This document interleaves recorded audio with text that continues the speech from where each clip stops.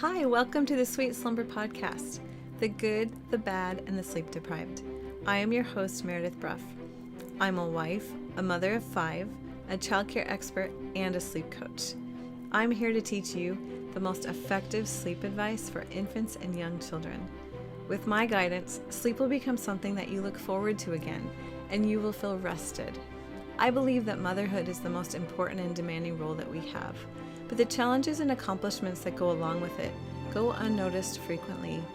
We are going to talk openly about these things so that we can draw strength and compassion from each other. I will share my perspective as a seasoned mother and help you experience more fulfillment. Hello, everyone. I'm so excited to be here today. I have a guest, and her name is Lisa Westhorpe, and she is excited to be here too, right? I am. Thank you so much for hosting me today. Thank you. I'm excited for you guys to hear from her. She has some wonderful value to add to my podcast. So let me just tell you a little bit about her. Lisa is a master's level qualified occupational therapist and mom of 2. Hopefully she'll tell us about her kids. She has a passion for supporting women during their motherhood journey. She's originally from the UK, and she's been in the Bay Area in California since 2014. She lives there with her husband and her 2 young daughters. Lisa has experience working with a variety of client groups, including pediatrics, developmental disability services, and geriatrics.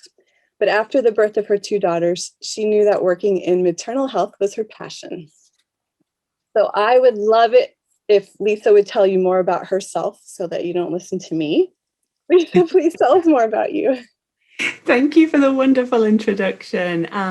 So I am an occupational therapist, and I do have 2 daughters. They're both under the age of 5, so I have a 4.5-year-old and an almost 2-year-old. She's just coming up for 2.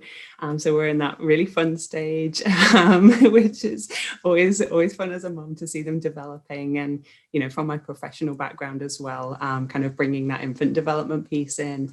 So I realized once I'd had my first daughter that I really wanted to support new mums, because I realized there was a real gap in services for new mums. We tend to focus as a society on baby, and mums, not that they're completely forgotten, but I think mums prioritize baby, as does everyone else. And sometimes mums can get a little lost in that transition.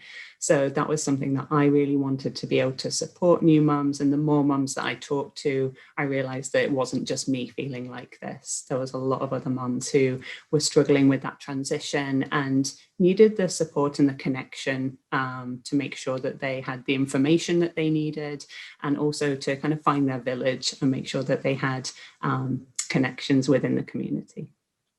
Very good. Thank you so much. Yes, it's so cool how I meet moms who are a little bit more experienced, who are looking back saying, this isn't right, and I'm going to do what I can to help, because I feel the same way.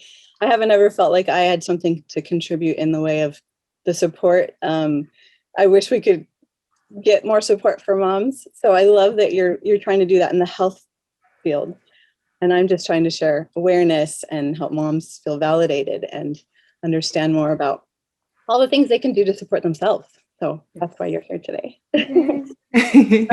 So will you share a little bit about your postpartum experience with either of your children, whatever you want to share with us? Yeah, so with my first daughter, who's now 4.5, I didn't know what I didn't know, basically. I kind of went in a little bit blind, I had a good experience generally during pregnancy. I felt really healthy. And then as soon as she was born, I realized that, wait a minute, this is not necessarily what I thought it was going to be. I also developed some physical issues, pelvic floor and core issues that I think are reasonably common in new mums, but don't tend to get talked about. Again, as I said before, a lot of things like a 6-week checkup tend to be kind of glossed over. We're more focused on baby, and it's just kind of a checkbox. I went along to my 6-week checkup. I was cleared for exercise at that point, and I've always been quite an active person, so I wanted to get back to exercise. And I realized that, I wasn't sure, even questioning the doctor during that appointment, I was like, well, what do you mean by go slowly, take it slowly? And she was like, well, just ease back into things. And I was like, this isn't concrete, practical advice that you're giving me right now. So I did experience some issues when I did try and go back to exercise. So I would do things like, I was trying to run too soon, really, my body wasn't ready. And I realized that there were a lot of moms in that position. And I think when I looked into the statistics, I kind of put on my occupational therapist hat and did some research to find out what was out there, because I kind of felt like my own body was a bit broken at that point. It's like, this, I don't think it should be like this. I haven't ever had any issues like this before. So I did my research and I realized that there were 30% of women postpartum who are struggling with things like incontinence and pelvic floor issues. So it's very common. But it is something that we can rehabilitate. It's not necessarily, this is how it is for the rest of your life. This is something that we can do something about. And in the same way as if you'd had like an elective surgery for something, you would get rehab after that. It should be that we get that same experience after giving birth. So that's something that I'm trying to advocate for with my clients right now. I love that. That is the best way to put it. That's so cool. Never thought of that before, but it makes sense. Yeah, I like that. So did you have a better experience with your second child then, being a little bit more aware? That's a good question. I think because of the physical issues that I'd had with my first, I was definitely more aware on that kind of level. So I did take my time a bit more and kind of do some of the exercises that I'd been teaching to other people to make sure that I was going to go back safely to exercise. I did experience more mental health difficulties with my second. So I don't know whether that was the transition from having one baby to two and having kind of being pulled in multiple directions. Also, my second baby did not sleep particularly well. So I think there was that aspect of just general exhaustion to go with that. So I had kind of mild postnatal depression, which again is a very common thing. The statistics are something like, I think it's between 1 in 5 and 1 in 7 women will experience postpartum depression. So it wasn't more on the physical side of things with my second, it was more on the mental health side of things. But that's given me a really good like broad experience of what mums can experience in the postnatal period. So yeah, sorry, I interrupted you there. That is, those numbers are underreported because women aren't seeking help. So exactly. Yeah. I think it's so much more common than that. I mean, in my work especially, I'm speaking to moms all the time who say that they had it and they didn't seek treatment. So that just kind of opens my eyes, Exactly. Yeah, I love that you shared that. And actually, you hit it right on the head right after you said you weren't sure what the difference was. Sleep is the number one factor that can make postpartum depression or anxiety worse, make it happen. Yeah, it's a big deal. So sure that played in. Definitely, yes.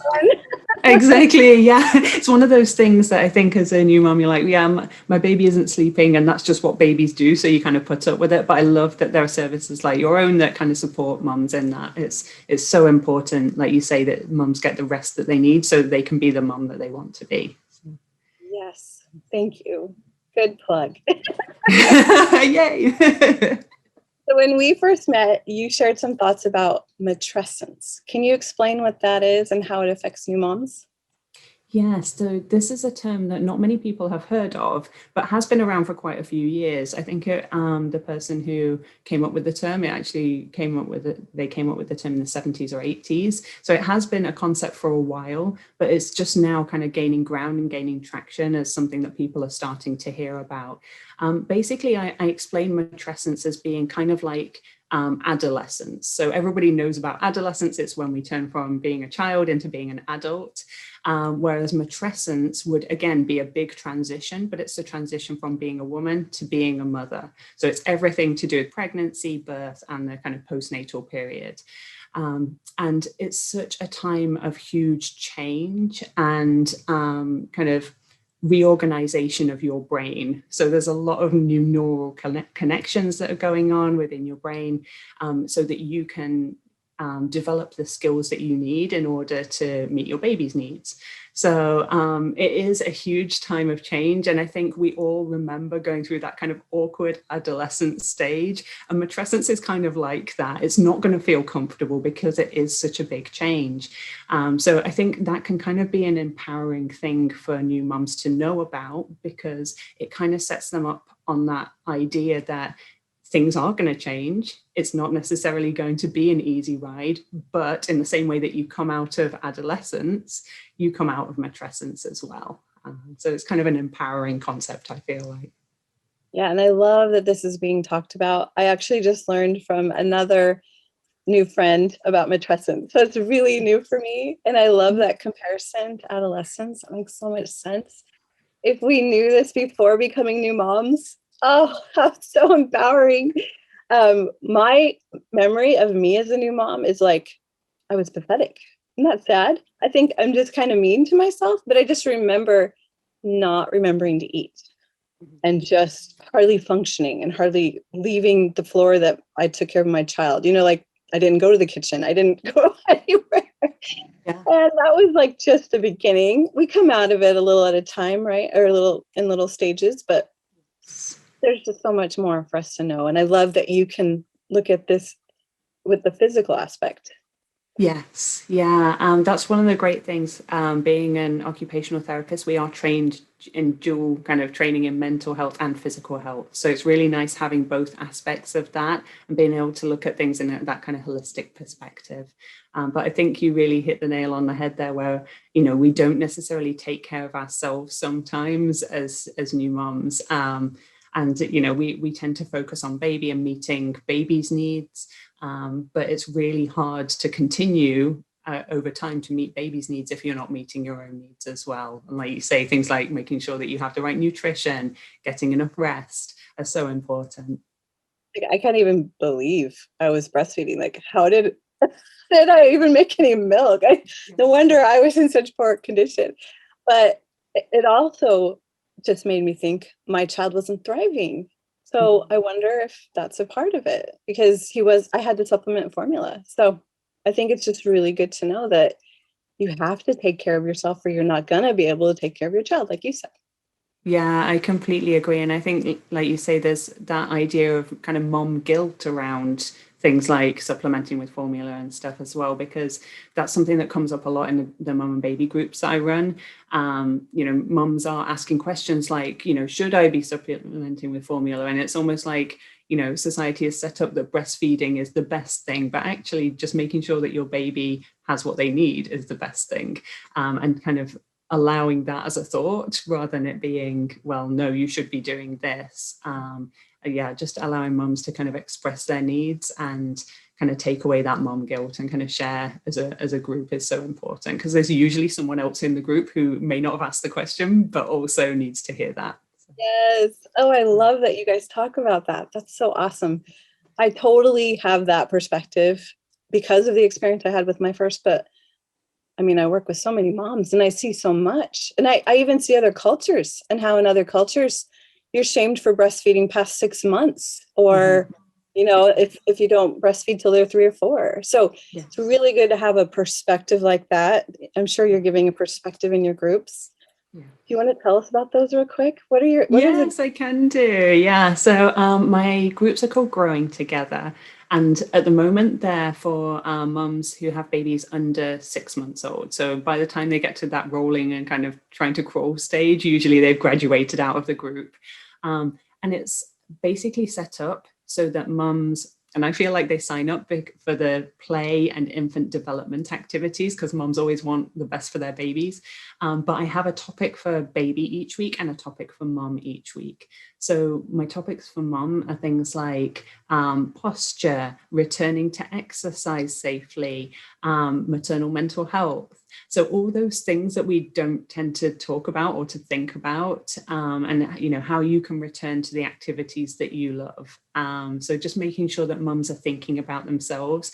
And I know that they sign up for the baby side of things, but all of the feedback that I get is, oh, I learned so much, you know, that's helped me as a person, not just my baby. So yeah, we cover kind of play activities for baby. We do a warm up and kind of stretching for mum, so they get some physical activity in there as well. And it's just a chance for the mums to connect. One thing that I'm really big on is it's not me talking to the mums the whole time. As a professional, I like to share information so they have evidence-based knowledge to draw on, but it's almost making sure that mums know that they are the expert in their own baby and giving them that confidence. So really drawing on the perspectives and the information from the other group members as much as from myself. So that's one of my kind of cornerstones of the group. Sounds so perfectly put together and planned. And I know that you there was a learning curve. I'm sure this was a process to figure out, right? Yes. But I can just see the need for this in every community. It seems like something that should be offered everywhere already. And you're starting this. It's so exciting. I love it. It kind of came out of my own experience as well of mum and baby groups, some of which were great. So I would go along, for example, a lot of us will have gone along to, you know, the hospital mum and baby groups that are offered in pre-COVID times. Obviously they're online now, and as are my groups. But yeah, it wasn't always a positive experience. And I did see that mums were, you know, sometimes being judged for choices that they were making. So, you know, sometimes a brave mum would ask about like co-sleeping and things like that. And, you know, they would be immediately shut down and told that is not appropriate. You can't talk about that. And that just shuts down the possibility of talking about safe co-sleeping. You know, it's not like in the groups, I say to people, yes, you should do this. But I do say, if you are going to do this, here's how to do it safely. So it's not kind of shutting down that conversation and making mums feel judged and guilty about what they're doing. It's an honest conversation where, you know, we can really kind of make sure that mums are being safe and feeling heard. I love that you brought that up. My successful sleep group, we talk about everything. I try really hard to keep things on a safe topic. Yeah. But if moms are ever shutting another mom down for co-sleeping or, I don't know, we don't really see much pressure in there to breastfeed or formula feed, but the co-sleeping thing and the safe sleeping thing, some people have really strong opinions about. So yes. I feel like being that way where you shut people down means people aren't getting support. They're not understood. They're not being taught the safe way to do it. Oh, I love that. Thank you so much for bringing that up. So we talked a little bit about how women forget themselves. We touched on that, but it's a problem and it's really common about, you know, taking care of ourselves in every way. So will you share some tips on how mothers should take care of themselves during postpartum? Yes, this is an area that I'm so passionate about.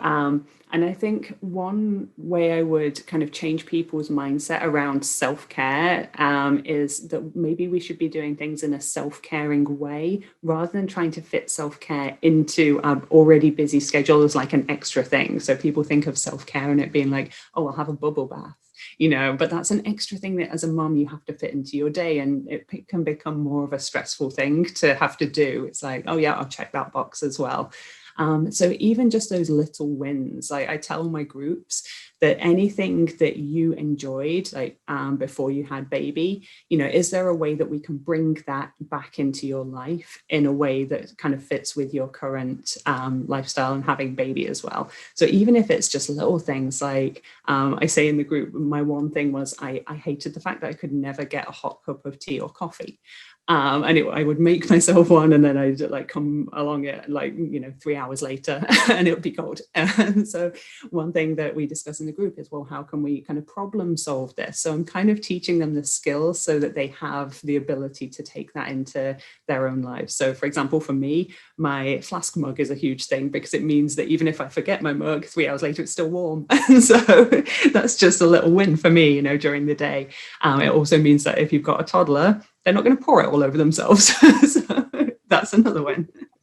Created by moms. It just makes so much sense. But it's these little things that can really make a difference and feel like you're caring for yourself. a lot of mums also, are wanting to get back to exercise. They have that idea that, oh, I need to get back to how I was pre-pregnancy, which is, I always say to my groups, is kind of a weird way to look at things, because you don't have a time machine. You can't go back in time. Nobody would say things like, I would like to be, as innocent as I was when I was 6 years old. You can't go back in time and unlearn all those things. And in the same way, your body can't unlearn the things that it's done during pregnancy and birth and the postpartum period. So yeah, I try and make sure that the moms are realistic about what they're wanting to get back to, but just making sure that we're working activity and exercise into our day, so it's not an extra thing that you're like, oh, I have 10 minutes, I'm gonna run as fast as I can during that time because I need to burn as many calories as I can. It would be much more functional to think about moving our body in a way that serves us, rather than doing those things like bending down to pick up baby and feeling like your back is really hurting because of that, or you're doing things in a certain way that's not necessarily ergonomically correct. And just making sure that we have that knowledge and being able to apply it. So maybe you're not bending down to pick up baby and hurting your back, maybe you're squatting down and you're getting in some activity, and it's not a gym activity, but it's something that you're working into your day. So yeah, just those little wins is what I would love for people to take away from this.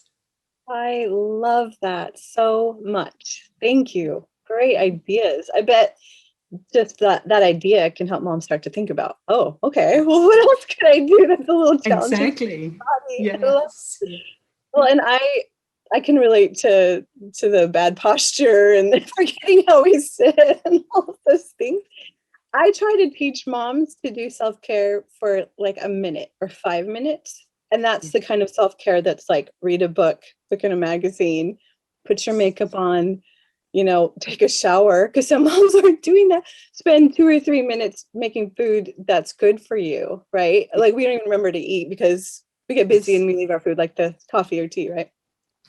But I love the idea of just making it part of your life. That's really powerful. Thank you. All right, so let's see. Can you give some advice on how moms can return to the activities that they love safely? Yes, and again, this kind of comes around to that problem solving perspective. So a lot of the time we want to get back to things that we've done previously, and we have that idea because that's what we've done before, that we're just going to do it in exactly the same way.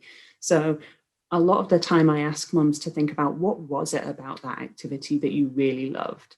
So for example, if you used to love going out for a run pre-pregnancy, what was it about that you liked? Was it the fact that you were outside? Was it the fact that it was the kind of high impact exercise that you enjoyed? Was it just the fact that you were taking time for yourself? So for example, with running, and if it was something that you liked because you were just going outside, how can we adapt that now for the early postpartum period? So is it just that now we can go out for a walk or a hike, which is lower impact, rather than going out for that run outdoors? So kind of bringing it back to what it is that you really love about that activity, and really kind of making sure that we can work whatever that is into your life now, rather than going for, this is the exact activity and I'm literally going to pick it up and put it back into my life, because that's not always feasible to do, especially during pandemic times as well. Some of the things that you enjoyed pre-pregnancy won't be available to us now. So it's just finding those ways of connecting the dots. And finding connection with others, I feel like, is a big thing as well, especially at the moment. I say to the moms in my groups that what kept me sane during the postpartum period was going out to mum and baby groups and literally like leaving the house and going and meeting other people. So how can we find ways to facilitate that when we can't go and socialize with lots of people in a small space? Are there park meetups? Are there, can you meet up with friends and just go for a walk? Can we do, kind of online activities instead? So yeah, it's really kind of teaching them to analyze their activities and what they really enjoy about it. So that's kind of the best tip that I can give on that. That is really powerful too, because you're helping them think and connect with what matters to them and their values. And we forget to do that. We're all too busy. Yes. But then they find something that's meaningful to them. So that's wonderful advice. Yeah. So Do you have a kind of a general guide for how long it takes to ease back into those activities? Because you were saying you didn't get concrete advice on that. So I wonder if you have any for us. Yes, it's funny because the topic that I'm doing this week in my mum and baby group is return to exercise and introduction to solids for baby. So I have the topic for mum, the topic for baby. And I usually say around the time that you introduce solids to your baby, so maybe between like 4 and 6 months, depending on your baby, is the time that you can return to more high impact activity. And the moms in the group kind of look at me like, what? I have to wait that long? But it's not necessarily that you can't go back to any activity at that point. It's just you want to make sure that you've done those rehabilitation exercises and making sure that you're doing everything in a safe way, rather than just going at 6 weeks, I'm just going to go out and run as fast as I can, like for as long as I could pre-pregnancy. So just making sure, that you're taking the time, and it's not that you're never going to get back to this, because mums can feel like it's something that's being taken away from them. I think a lot of the time exercise is something that we do for our own mental health as much as our physical health, and we have that idea that I'm mentally ready to go back and run or do CrossFit or whatever activity you did before, but maybe physically we're not quite ready yet, and that can be really frustrating. I found that really frustrating when I was kind of rehabilitating my own body after both of my kids. So I think it's just knowing that you will get back to it, but we have to go through a series of steps first. Nobody's going to ask, that person who's had an elective knee surgery to go and run a marathon like 6 weeks after they've had that surgery. They go through the stages of rehabilitation first and build back up to that. And I think when I say it like that, people are like, oh yeah, I wouldn't expect that somebody who just had, an operation would do that. And not that, birth is necessarily a medical event all the time, but we should really respect our bodies and know that, things have changed during that short time. That is wonderful. Such a great perspective. Thank you. And you help us understand it too. It's wonderful. The other thing I like to keep in mind is how long you're pregnant. If you're pregnant for 9 months, it makes sense that it would take a year or longer to recover from that.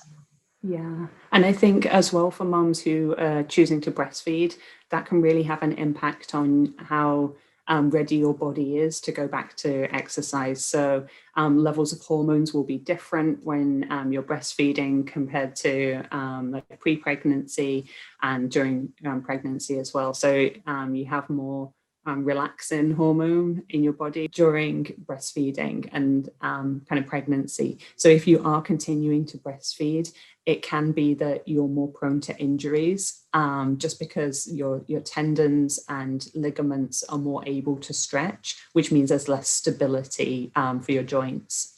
So it's definitely a good thing for us to know about. And if you are breastfeeding, just know that it's not necessarily that it's going to be a bad thing. It's just something to bear in mind and to make sure that we have that awareness of our bodies and just making sure that we kind of make sure that our level of exercise works with what our body is able to do. Thank you. That is wonderful to understand. And I remember learning about that, how everything loosens up while you're pregnant too. So really important points to remember for all of us. I'm glad you brought up the mom and baby groups again just a minute ago, because I forgot to ask you, you're still doing those on an ongoing basis. Is there a way for moms to find out if they're if they can work with you, if they live in your area or something? How do they find you? Yeah, so at the moment I run the Growing Together groups through a local nonprofit, and that's something that's very dear to my heart and something that I used a lot while I was pregnant and during the postpartum period. So they're called Blossom Birth. You can actually look on my website and there's a link there to the Blossom Birth site. So if you go to nurtureot.com/groups, then all the information is there about the groups, what the group contains, how long it runs for. It's a 7-week program. So there's 6 taught weeks, and then there's 1 week which I called a coffee and chat week, which is where I open up the call and then I leave so that the moms can socialize themselves, because it's great to have this, back and forth with a professional, but also sometimes it's just nice to chat with other mums, and that I build that in as part of the program. So yeah, they can definitely check out the website to see when the next upcoming dates are. There'll be another program running mid-March time. Yeah. How exciting. I'm so happy for the women who are in your groups. Oh, what a blessing. So you also told me that you love to inspire other OTs to get involved in maternal health. So tell us about that the action you're taking, this mission that you have to help. Yes, yeah, this is such an area that I kind of moved into more recently, having spoken to other occupational therapists who are interested in this area of practice. Occupational therapists tend to work in a more medical environment. So you may have come across an OT who works in, for example, geriatrics, or works in kind of an acute ward in hospitals. Or it may be that they work in a school-based kind of capacity to support students to participate in their curriculum. But OTs have a really valuable role to play in making sure that those life transitions are able to happen and people are staying well. So there is that kind of medical aspect to it, but there's also a wellness side to occupational therapy and just supporting people to go back to the activities that they love. And the more that I kind of put my growing together groups out there, the more OTs I had asking me about them. And I was like, this is something that I shouldn't be keeping to myself. There's no point this information just sitting on my Google Drive. Like, other OTs need to have this. So yeah, I've spoken to a lot of OTs, and one of the things that I'm doing at the moment is putting together the Growing Together program as a taught program, kind of an online course for occupational therapists. So I'm opening up the beta program in just a couple of weeks' time, which is super exciting. So I'll have some OTs going through that program and giving me some feedback about how I can improve it. And yeah, just spreading the word, making sure that other OTs who are new to this area of practice are able to take something really practical and apply it within their own communities to serve mums. So that's kind of my passion and my mission. So if we know an OT, an occupational therapist that is interested, just maybe send them to your website. Exactly. Yes, that's probably the best place to find out more about the course. So yeah, nurtureot.com, and it's occupational-therapists. And all the information is on there about the beta program, and I'll be running it later in the year as well if they happen to miss out this time. I'm keeping it quite small to begin with because it's it's a new thing for me and for them as well. But yeah, my hope is that we are able to offer mums, in every town, the opportunity to be able to, have this support and have a group and that connection to other mums in that kind of non-judgmental kind of environment. That's wonderful. I feel like we're so blessed to have you. Oh, thank you. Sharing advice and insight and just opening our eyes to a better way to take care of ourselves. This wonderful idea of your mom and baby groups is just fantastic. Did you run into some problems during COVID, though, not being able to run it? Yes. So I actually started discussing with the nonprofit around kind of this time last year, so January, February 2020, about starting up the group. And I put together everything. We were meant to start in March 2020 in person at their location. And obviously that wasn't really a thing. So they were really great at pivoting things to be online. So they run a lot of, for example, mom and baby yoga and all sorts of childbirth kind of education classes. And a lot of those, went online. So they said to me, do you want to try and run this group online? I was like, yeah, why not? I have this information to give out. Let's see if we can connect mums online, seeing as they can't come into their location. So yeah, it was very interesting, and it wasn't what I expected. In my head, I had this vision that I'd be sat in like a yoga studio with moms all around with their babies, and it's not quite worked out like that. But in a way, it makes it more accessible for moms because they're not having to leave the house to get to a group. And that can be a big barrier. Even leaving the house with a baby is hard. So the fact that you don't have to leave your house now and you can still come along to the group is a huge thing, I think, for moms. So yeah, it's in a way it was different than I thought, but not different in a bad way at all. Good. Oh, that's so exciting. You're so adaptable. I think that's an OT thing. We literally spend our careers adapting things for people, so we kind of have to be adaptable ourselves. Well, earlier when I introduced you, I mentioned that you do one-on-one coaching. I don't know how you have time because you work in the schools too, don't you? I do. I love my school-based job, and I really enjoy kind of supporting students to access the curriculum. So I do still do that as well. My one-to-one coaching, I tend to do it with moms who've been through my group program, but I do open it up as well to other moms who may need support. So yeah, I do have one-to-one coaching available as well. Usually it's on kind of a short-term basis, either 2 or 4 sessions, just to make sure that moms have that support, and then we can check in later. So that's kind of more the kind of parent coaching side of things that I do. Yeah. So they can find out information on this on your website too? Yes, yeah, there's information on there as well. And the different topics that we can cover in the one-to-one sessions are all listed on there for them to have a look through. Well, you're a busy lady. I am. It's good though. Tell us your website one more time. Yes. Is that okay? Yeah, no problem. So that's nurtureot.com. And then whatever part of the website that they'd like to have a look at. I tend to focus more so on the groups. So when you go to the website, there's the ability to have a look at what is available in terms of the groups. But there are also a lot of resources that are free to sign up for. So there's parenting self-care tips resource. There's a few different things on there. Local businesses, I love to kind of connect with local businesses and support other mompreneurs. So there's a list on there as well of local businesses to make sure that we're supporting other entrepreneurs who happen to be moms. Very good. Thank you.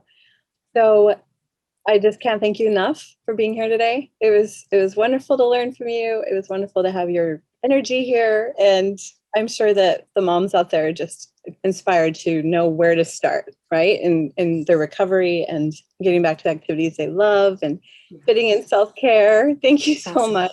Yes. So thank you for being here. Hopefully you'll come back. Of course. I would be happy to. I just want to thank my listeners for tuning in, and please keep an eye on future episodes as they come out. We'd love to have you continue to be part of this, and I hope you all have a great week.